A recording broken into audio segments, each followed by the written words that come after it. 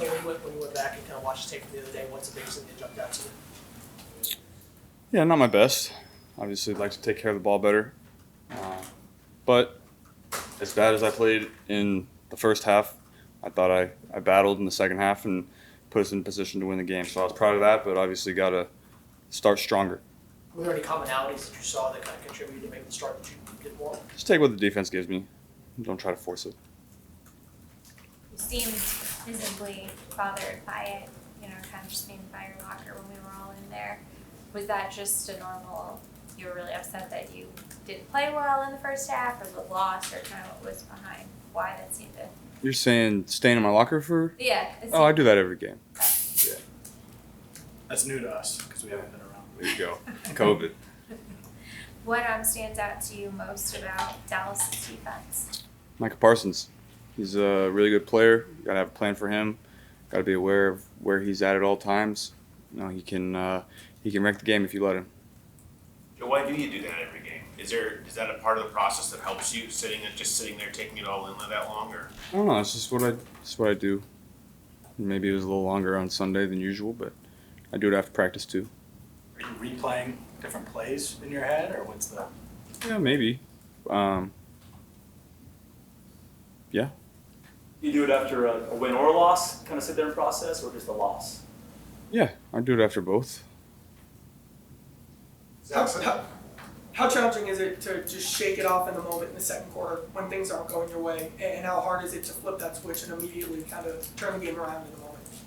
No, it wasn't difficult. I didn't let any of the turnovers faze me.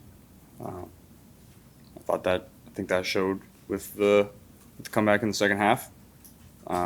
Obviously, I got to play better for us to win, but it is what it is at this point. At what point in your career did you learn to shake off mistakes like that?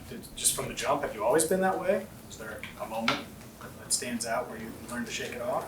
I feel like I've always kind of been that way. Interceptions are going to happen. You try to limit them as much as you can, but you got to move on. There's a lot of plays to be had throughout the game, and we had 100 and some snaps, and so there were 4 snaps of an interception.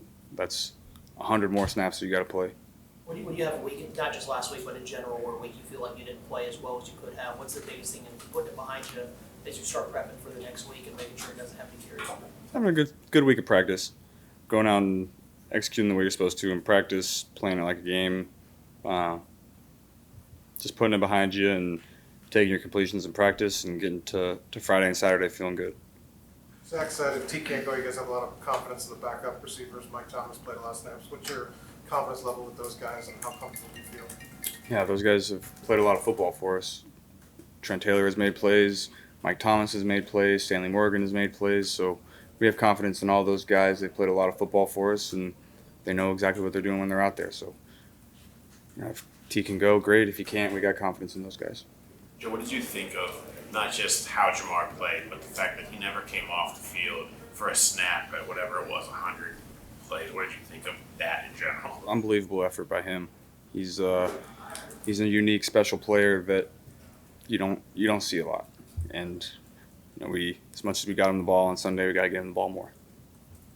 Was there an area you even saw Jamar improve based on last year that translated in the game on Sunday? Just moving him around. We played him. When T went down, he played Z, he played X, he played in the slot, and I think that'll make it hard on defenses to try to eliminate him from the game plan.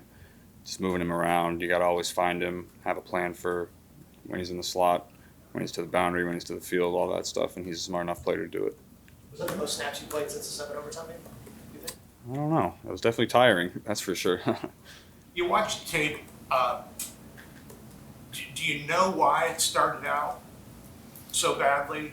I mean, why you played that way in the first half and then turned it around the second half? Were you kind of like shaking off rust, or what was going on? Yeah, I think we talked about that early in the press conference. Just taking what the defense gives me, not forcing it. Said being able to run the ball in the red zone would probably be the easiest way you guys can improve down there. They're down there at the 1 yard line a couple of times. I guess how frustrating is it for you guys to not be able to punch it in and get 6, and how do you guys move forward and try to keep improving in the red zone? Yeah, just you watch the film and see where you can improve in that area, and obviously we'd like to be better in the red zone than we were on Sunday. So we're going to work at it this week and come back on Sunday, and hopefully we're more efficient.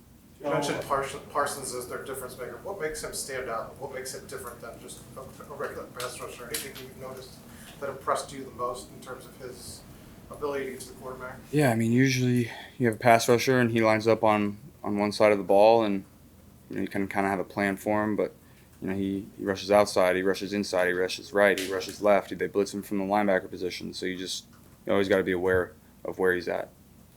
Zach told us on Monday that he's got to do a better job slowing down the game for him from his point of view at critical points like the Jamar non-touchdown.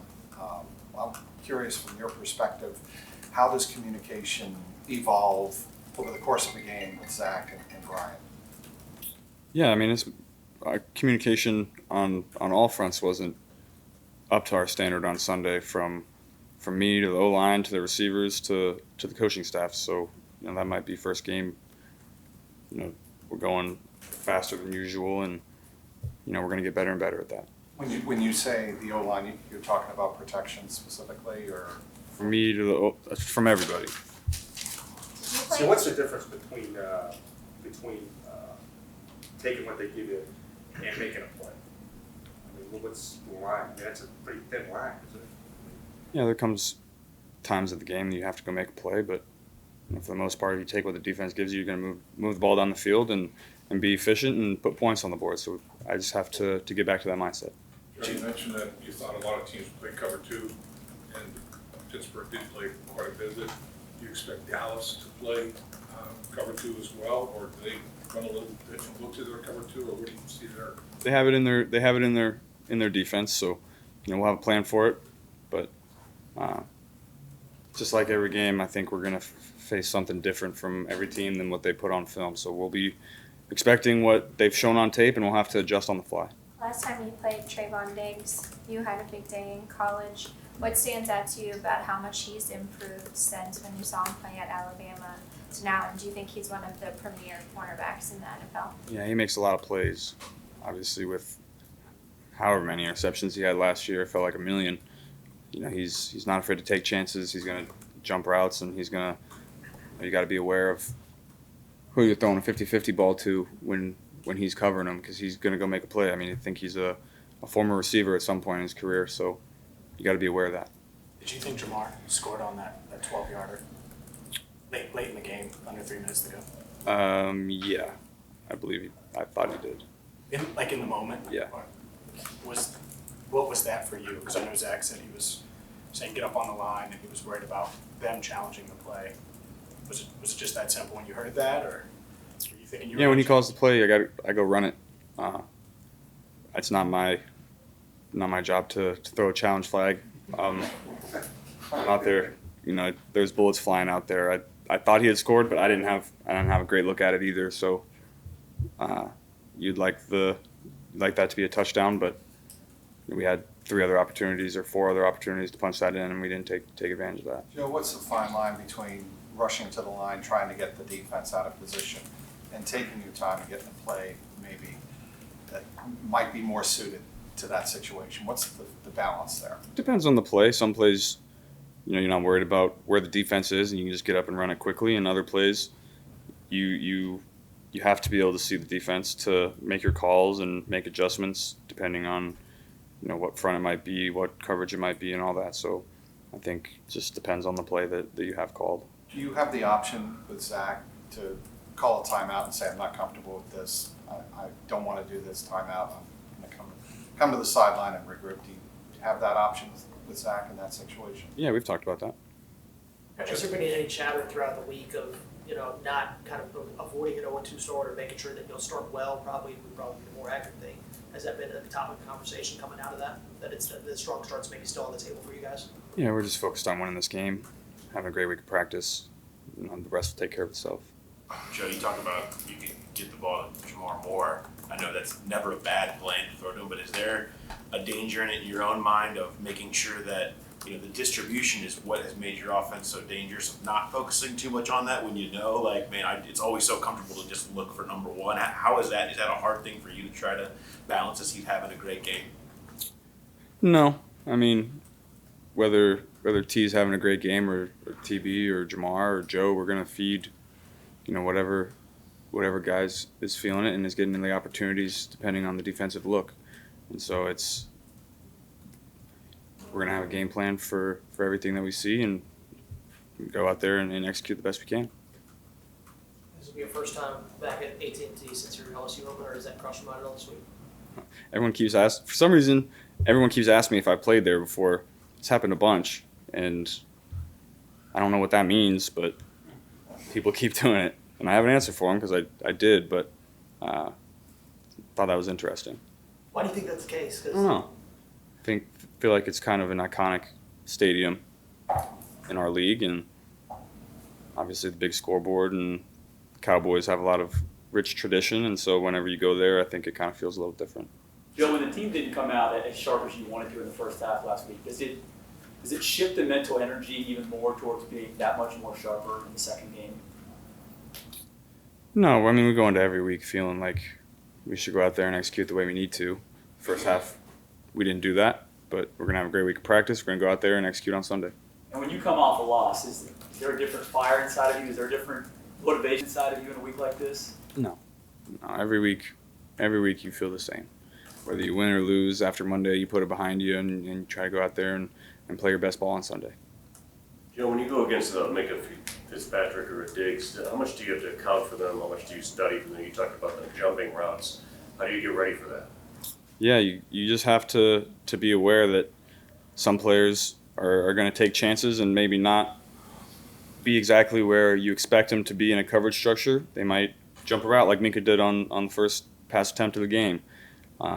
And when you play players like that, you just have to be aware that option is always there for them. They're very good, instinctive players that are going to make plays like that. And you have to study their film, understand coverage structure where they might be able to do something like that, and you just always have to keep that in the back of your mind.